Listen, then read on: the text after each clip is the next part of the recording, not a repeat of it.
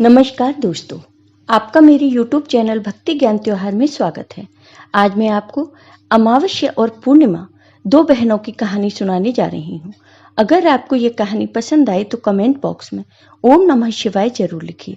साथ ही अगर आपने अभी तक मेरे चैनल को सब्सक्राइब नहीं किया तो सब्सक्राइब कर लीजिए और बेल आइकॉन पर क्लिक जरूर कीजिए, जिससे हमारे वीडियो के नोटिफिकेशन आपको मिलते रहें।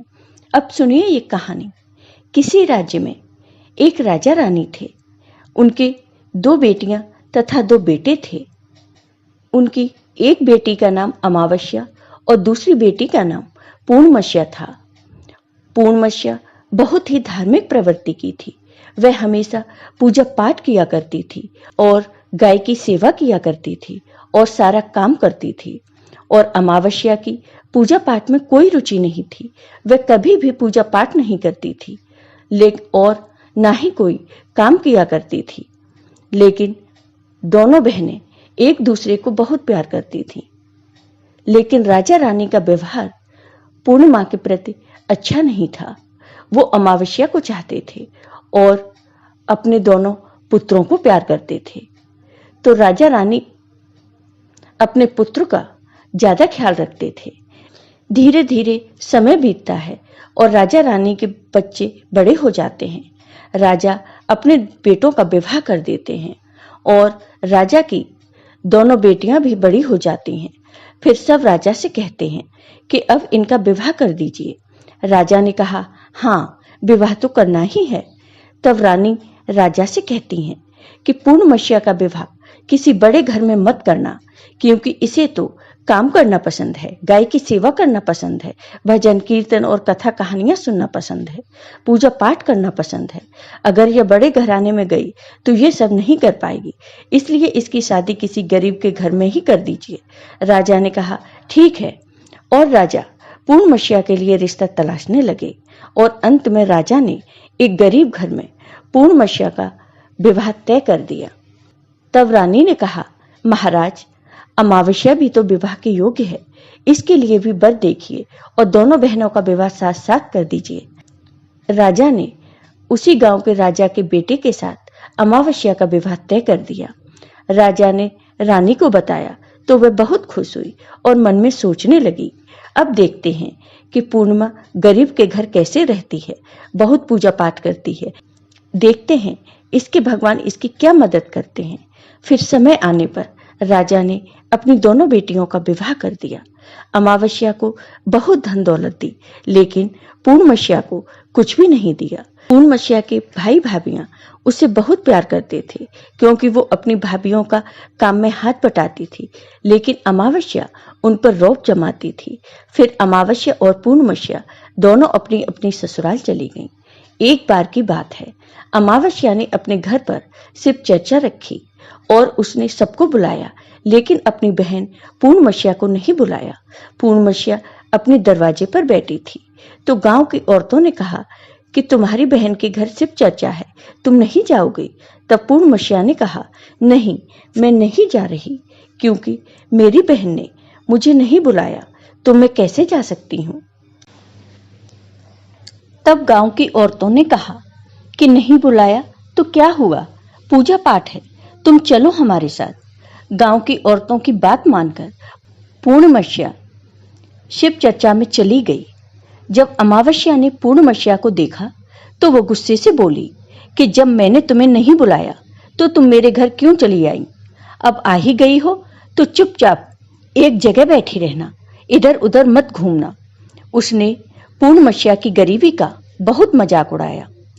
पूर्णमस्या की आंखों से आंसू बहने लगे और वह भगवान शिव से प्रार्थना करने लगी, हे भगवान, मुझ पर आप कब कृपा करेंगे? आखिर मेरा कसूर ही क्या है? क्या पूजा पाठ करना, गाय की सेवा करना, काम करना गलत है? भगवान, अब मुझ पर रहम करो। इस तरह वो भगवान से विनती करती रही। शिव चर्चा पूरी हो गई और अमावस्या ने सबको प्रसाद दिया, लेकिन पूर्णमस्या को प्रसाद नहीं दिया। वो वहां से बिना प्रसाद के वापस आ गई। वह रास्ते में सोचती है कि घर पर बच्चे प्रसाद मांगेंगे तो मैं क्या कहूंगी। फिर उसके मन में विचार आया कि क्यों ना अपने भाई भाभी से मिलकर आऊं। फिर वह अपने पति और बच्चों को बताकर अपने मायके जाने के लिए निकल गई। चलते चलते उसे एक तुलसी का पेड़ मिला। वहां एक चबूतरा बना था जिस पर एक बूढ़ी माई बैठी थी। उन बूढ़ी माई ने पूर्णमसीहा से पूछा, बेटी तुम कौन हो और कहाँ जा रही हो? तब पूर्णमसीहा ने बूढ़ी माँ को अपना परिचय दिया। फिर बूढ़ी माँ ने कहा, बेटी देखो, मेरा तुलसी का पौधा सूखा जा रहा है, इसमें थोड़ा जल डाल दो और चबूतरे के भी धुलाई कर दो तो थोड़ी ठंडक मिलेगी। तो पूर्णमसीहा ने चबूतरे को धोया, तुलसी की पूजा की, उसमें जल डाला और बूढ़ी माँ को भी स्नान कराया और उनके चरण दबाए। फिर पूर्णमसीहा ने कहा, माँ जी और कोई काम है क्या?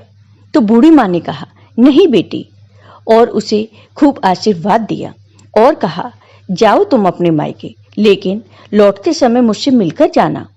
तो उसने कहा, ठीक है माँ जी, और वह आगे बढ़ी। चलते चलते रास्ते में उसे एक शिव मंदिर मिला। वहां भी एक चबूतरा था, उस पर एक बूढ़े बाबा बैठे थे। वो कोई और नहीं, स्वयं भगवान शिव थे, लेकिन पूर्णमसीहा ने उन्हें पहचान नहीं पाया। बूढ़े बाबा ने कहा, तुम कौन हो बेटी? तब पूर्णमसीहा बोली, क्या बात है बाबा?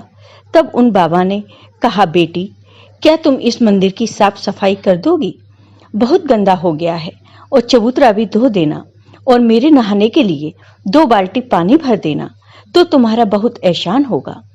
पूर्णमसीहा ने खुशी खुशी सब काम किया और भगवान शिव की पूजा की। थोड़ा और आगे चली तो उसे काली माँ का मंदिर मिला। काली माँ भी एक बूढ़ी माँ के रूप में वहां बैठी थी। काली माँ ने कहा, बेटी कौन हो? तब पूर्णमसीहा ने अपना नाम बताया और कहा, क्या बात है माँ जी? तब बूढ़ी माँ ने कहा, बेटी यहाँ सब लोग पूजा पाठ करके चले जाते हैं, कोई मंदिर साफ नहीं करता। देखो मंदिर कितना गंदा हो गया है, जरा इसकी साफ सफाई कर दो। पूर्णमसीहा ने मंदिर की साफ सफाई की, माँ का श्रृंगार किया, पूजा की। उसके बाद बूढ़ी माँ को स्नान कराया और हाथ पैर दबाए। फिर वह आगे बढ़ी तो एक नदी मिली। वहां भी एक बूढ़ी माँ बैठी थी। वो कोई और नहीं, गंगा मैया थी। उन्होंने कहा कि बेटी कौन हो तुम? तब उसने अपना नाम बता दिया। फिर बूढ़ी माँ ने कहा, बेटी यहाँ सब स्नान तो करते हैं, लेकिन कोई साफ सफाई नहीं करता, तुम यहाँ की साफ सफाई कर दो। उसने वहां भी सफाई कर दी। फिर वो बूढ़ी माँ भी उसे आशीर्वाद देती हैं। फिर वह नाव में बैठकर नदी के उस पार जाती है तो नाव में फूल बिछे होते हैं और वह फूल की नाव में बैठकर अपने मायके पहुंच जाती है। भाई भाभी पूर्णमसीहा को देखकर बहुत खुश होते हैं और उसकी खूब खातिर करते हैं। फिर सब खूब बातें करते हैं। सुबह जब ननद जाने को तैयार हुई तो भाभी ने एक लाल साड़ी दी और कहा, ननद जी इस साड़ी को पहन लो और हाँ जल्दी जल्दी आया करो, बहुत दिनों के बाद आती हो। तब ननद ने कहा, ठीक है भाभी, आप जब भी मुझे बुलाओगी मैं आ जाऊंगी। फिर पूर्णमसीहा ने लाल साड़ी पहन ली और 16 श्रृंगार कर लिया। भाभीियों ने थैला भरकर उसे सामान धन गहने दिए। पूर्णमसीहा घर से निकल गई। चलते चलते रास्ते में वही नदी मिली और नाव भी। नाव में बैठकर वह उस पार पहुंची तो वही बूढ़ी माई मिली, जो और कोई नहीं गंगा माँ थी। उन्होंने कहा, बेटी आ गई अपने मायके से? पूर्णमसीहा ने कहा, हाँ माँ जी। तब बूढ़ी माँ ने एक थैला दिया और कहा, इसे ले जाओ। मैं कहाँ रखूंगी, ये बहुत भारी है, और हाँ इसे रास्ते में मत खोलना, घर जाकर ही खोलना। पूर्णमसीहा ने कहा, ठीक है माँ जी, और वह वहां से चल दी। आगे चली तो काली माँ का मंदिर मिला। वहां भी बूढ़ी माँ थी। उन्होंने भी पूर्णमसीहा को एक थैला दिया। अब उसके पास 3 थैले हो गए। फिर कुछ आगे बढ़ी तो शिव मंदिर मिला। वहां भगवान बूढ़े बाबा के रूप में बैठे थे। उन्होंने भी उसे एक थैला दिया। वो लेकर पूर्णमसीहा आगे बढ़ी तो तुलसी माँ मिली। उन्होंने भी एक थैला दे दिया। अब पूर्णमसीहा अपने घर पहुंच गई और वो 5 थैले खोलने लगी। सबसे पहले उसने अपने मायके का थैला खोला। उसमें खाने पीने की चीजें, कपड़े और गहने वगैरह थे। उसने खाने की चीजें और कपड़े अपने बच्चों को दिए तो बच्चे उन कपड़ों को पहनकर बहुत खुश हुए। दूसरा थैला जो गंगा माँ ने दिया उसे खोला तो उसमें सोना चांदी भरा था।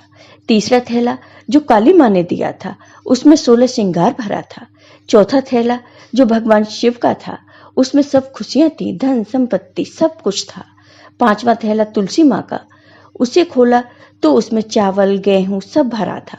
अब पूर्णमशिया के घर किसी प्रकार की कोई कमी नहीं थी। धन संपत्ति अन्न धन भंडार से उसका घर भर गया। पूर्णमशिया खुशी खुशी रहने लगी। एक दिन पूर्णमशिया ने सोचा क्यों न मैं शिव चर्चा करवाऊं। फिर पूर्णमशिया ने शिव चर्चा रखी तो सबको बुलाया। वह अपनी बहन के घर भी गई बुलावा देने। जब अमावस्या अपनी बहन के घर चर्चा में आई तो उसने घर में धन दौलत देखकर आश्चर्यचकित रह गई। फिर अमावस्या ने पूछा कि तुम्हारे घर में इतना धन दौलत कैसे हो गया। तब पूर्णमशिया ने कहा, देखो बहन, तुमने चर्चा रखी तो मुझे नहीं बुलाया, फिर भी मैं बिना बुलाए तुम्हारे घर गई, लेकिन तुमने मुझे प्रसाद नहीं दिया। फिर तुम्हारे घर से आने के बाद मैं मायके चली गई। फिर सब बात उसने अमावस्या को बता दी। अमावस्या ने कहा कि मैं भी जाऊंगी मायके, तुम भी मुझे डांटो और प्रसाद भी मत देना। लेकिन पूर्णिमा ने कहा कि भगवान का प्रसाद है, मैं तो सबको दूंगी। लेकिन अमावस्या ने प्रसाद नहीं लिया और अपने घर जाकर बच्चों से कहकर अपने मायके के लिए चल दी। चलते चलते तुलसी माँ मिली। उन्होंने कहा, बेटी ये चबूतरा धुल दो और तुलसी में पानी डाल दो। तो अमावस्या कहती है, ए बुढ़िया, मैंने इतनी महंगी साड़ी पहन रखी है, ये गंदी हो जाएगी, मैं कुछ नहीं करूंगी। आगे चलकर भगवान शिव जी मिले तो उनसे भी उसने ऐसे ही कह दिया। उससे आगे काली माँ मिली तो उनसे भी यही कह दिया। फिर गंगा मैया मिली तो उनसे भी ऐसे ही कह दिया। फिर वह नाव में बैठी तो नाव में कांटे थे जो उसके पैर में चुभ गए।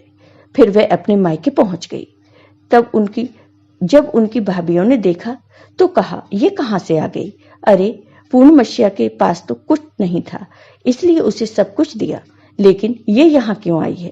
कोई बात नहीं, अब आ ही गई है तो बैठो, ये तो कुछ काम करवाएगी नहीं। बेचारी पूर्णमशिया तो सारा काम करवाती है। अमावस्या खाना खाकर सो गई। सुबह हुई तो अमावस्या ने कहा, भाभी हम जा रहे हैं। तो भाभी ने कहा, ठीक है। तब अमावस्या ने कहा, भाभी पूर्णमशिया को तो आपने थैला दिया, मुझे कुछ नहीं। तो भाभी ने कहा, जाओ तुम्हारे घर थैला पहुंच जाएगा। फिर अमावस्या चल दी तो गंगा मैया मिली।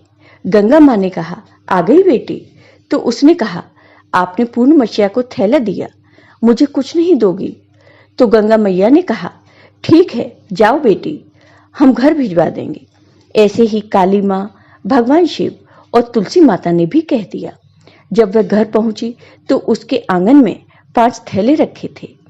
जब अमावस्या 5 थैले खोलती है तो किसी में मिट्टी, किसी में ईंट पत्थर, किसी में सांप बिच्छू थे। उसने अपना माथा पीट लिया और कहा, हे भगवान, हमें मायके में भी कुछ नहीं मिला और इधर भी कुछ नहीं मिला। फिर अमावस्या दौड़कर पूर्णमशिया के पास जाती है और कहती है कि तुझे इतना सब मिला, मुझे कुछ भी नहीं।